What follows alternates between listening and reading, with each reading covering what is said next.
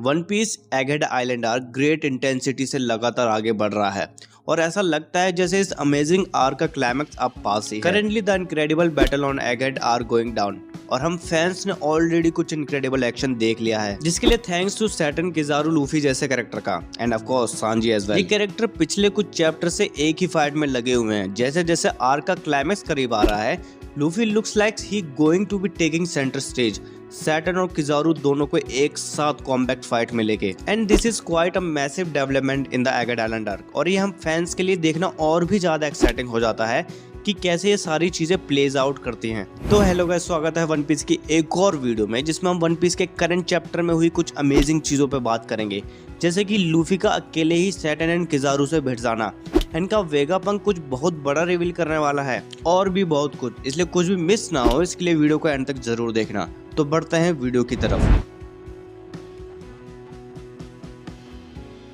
Luffy ने Egghead Island arc में कई मौकों पर गियर 5 की पावर का यूज किया है। लूफी ने पहली बार गियर 5 का यूज तब किया था जब उसने रॉब लूसी के अगेंस्ट फाइट करी थी। लूसी से फाइट करने के तुरंत बाद लूफी ने सेराफिम्स और फैसिविस्ता के अगेंस्ट फाइट की। हालांकि इस फाइट में गियर 5 का यूज नहीं था। हालांकि अगले दिन लूफी ने एडमिरल किजारू के अगेंस्ट फाइट की और इस फाइट में लूफी से जैसे ही उम्मीद थी, उसने अपने सबसे बेस्ट और स्ट्रॉन्गेस्ट फॉर्म का यूज करने का तय किया, ये देखते हुए कि वो 3 बिलियन बेरी वाले बंदे से लड़ रहा था।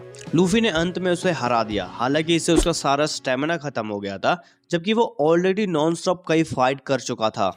As we all know, gear 5 काफी ज्यादा एनर्जी कंज्यूम करता है। हालांकि thanks to him receiving food, Luffy then gain enough power to return to battle, this time at full power. अब लूफी ने एक बार फिर गियर 5 का यूज किया है और वो एगहेड आइलैंड पर सभी फाइट को अकेले एंड सोलो ही एंड करने का इरादा रखता है। तब से वो पहले ही किजारू पे एक बार अटैक कर चुका है, जिसमें किजारू को भी काफी इंजरी हुई थी। And of course previous chapter में लूफी ने सैटर्न पे भी एक पावरफुल अटैक किया था, जिससे सैटर्न को भी डैमेज से डील करना पड़ा था। In One Piece chapter 1108 Luffy फिर से सैटर्न के अगेंस्ट फाइट करता दिखा है। हालांकि इस बार सैटर्न भी अपने स्पाइडर फॉर्म में है। इसी बीच वेगापंक की खराब हालत को देखते हुए लूफी लापरवाही से लड़ने का जोखिम नहीं उठा सकता है और एज अ रिजल्ट उसने सांजी को वेगापंक को लेकर आइलैंड से भागने को कहा। जैसे ही सैटर्न अपने फुल स्पाइडर फॉर्म में फाइट में वापस आया, लूफी को पता चल गया कि अब सीरियस होने का टाइम आ गया है।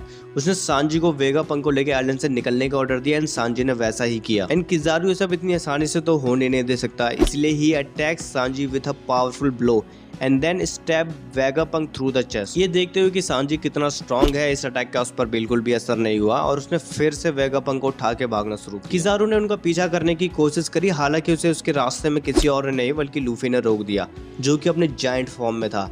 At the same time Saturn अपने वेनम का यूज करके अपने आसपास की सारी चीजों को डिस्ट्रॉय कर रहा था। उसको भी लूफी ने रोका है and it is safe to say ये मूवमेंट वन पीस चैप्टर 1108 का सबसे बेस्ट मूवमेंट था। एक ही टाइम पे किजारू सैटर्न को एक साथ रोकना मानो जैसे उसके लिए बच्चों का खेल। लूफी टूक his giant form and Saturn के सर को एक हाथ से पकड़ रखा था, जैसे कि लूफी किसी बच्चे को समझा रहा हो, बच्चे तेरी माँ की से किजारू का जूस निकाल दिया। बट देखने से सैटर्न इसको काफी अच्छे से डील कर रहा था।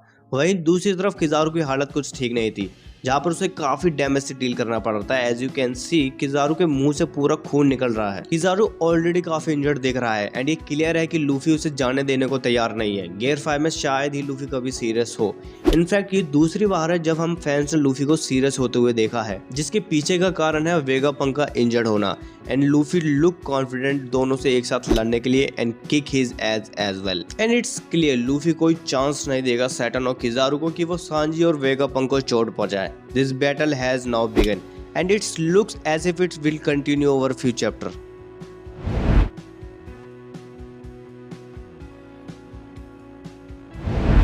लूफी इस टाइम पे अपनी फुल पावर पे है and he is up against both Saturn and Kizaru at the same time. Of course fans इस बात से हैरान है कि क्या लूफी इन दोनों को एक साथ कॉम्बैट में हरा सकता है। देखो, अगर देखा जाए तो लूफी सर्टेनली केपेबल है ये करने के, क्योंकि admiral is not strong as Yonko, जो कि हमने अपने योंको वर्सेस एडमिरल वाली वीडियो में भी बात की है, जिसका मैं link description and I button में डाल दूंगा, एक बार चेक जरूर करना। हाँ, तो कहा थे हम कि एडमिरल योंको जितना स्ट्रॉन्ग नहीं है एंड ओडा ने कई बार इसका प्रूफ दिया है एगहेड आइलैंड आर्क में। Once against One Piece chapter 1108 ये दिखाता है कि एडमिरल योंको के लेवल पे नहीं है, ये देखते हुए कि लूफी ने किजारू को कितना इजीली हैंडल किया। Eight the same time Saturn who is very strong, ऐसा लगता है कि वो भी स्ट्रगल कर रहा है to deal with Luffy. And जिस तरह से चीजें चल रही हैं, लूफी के लिए पूरी तरह से पॉसिबल है कि वो बैटल में उन दोनों से फाइट कर सके, कम से कम होल्ड करके रखे।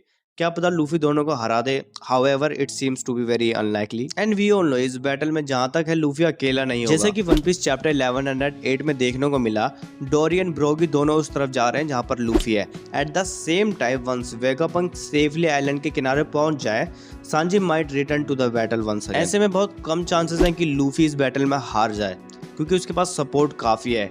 हालांकि कुछ सर्कमस्टेंसेस में लूफी को उन दोनों से अकेले फाइट करने के लिए फोर्स किया जा रहा है, तो लूफी के पास जीतने के अलावा कोई चॉइस नहीं है। अगर लूफी यहाँ हार जाता है तो straw head pirate Egghead island नहीं छोड़ेंगे एंड सिंपली स्टोरी को आगे बढ़ाने के लिए ऐसा करना होगा। लूफी की मदद करने के लिए डोरी और ब्रोगी एंड सांजी आएंगे, या लूफी को सिंपली किजारू और सैटर्न को हराना होगा, जो कि काफी डिफिकल्ट टास्क होगा। Is something that only he can pull off. Personally मेरे को लगता है लूफी को सैटर्न को हराने में काफी प्रॉब्लम आएंगी। ऑब्वियसली सैटर्न को हराना कोई मजाक नहीं है।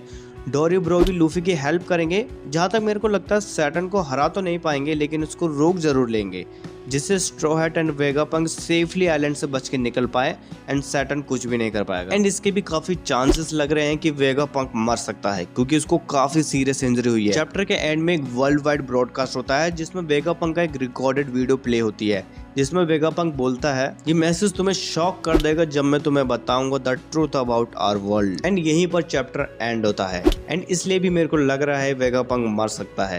तभी शायद उसने ये प्लानिंग की होगी कि अगर उसको कुछ होता है तो वो वर्ल्ड को सब कुछ बता देगा। एंड वो ऐसा क्या रिवील करने वाला है इसका कोई आइडिया नहीं है। एंड सीरियसली कुछ भी हो सकता है। एंड मैं तो बहुत ज्यादा एक्साइटेड हूँ नेक्स्ट चैप्टर के लिए। एंड उस पर भी वीडियो जरूर बनाएंगे। अगर वो वीडियो मिस नहीं करना चाहते तो चैनल को सब्सक्राइब कर लेना। एंड मैं मिलता हूँ आपको फिर से न्यू वीडियो के साथ। पसंद आया तो लाइक एंड शेयर कर देना। तब तक